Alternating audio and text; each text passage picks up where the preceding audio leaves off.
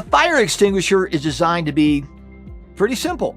In case of an emergency, you don't want to have to be fumbling with anything overly complicated.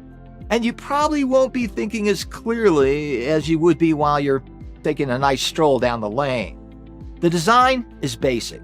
You've got something inside, typically dry chemical, carbon dioxide, or air pressurized water, and it's got to get outside to cover a specific target area.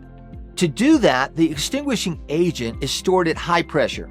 There's a tube to provide a path for the material, a handle to hold it by, and a nozzle that'll complete the path.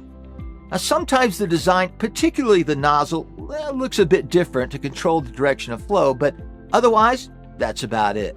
Add to it a safety pin to ensure against accidental release and a pressure gauge to easily confirm charge amount, and there's really not much else to it.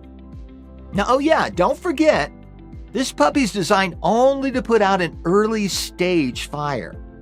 A relatively small portable fire extinguisher, say a dry chemical version, designated 5ABC for instance, might not even last 10 seconds before it's effectively empty.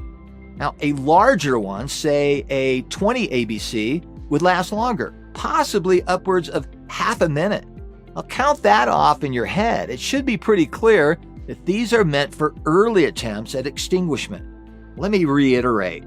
A portable fire extinguisher must match the fire type that's being extinguished, and they're meant to stop a small fire from becoming a bigger one in a short amount of time.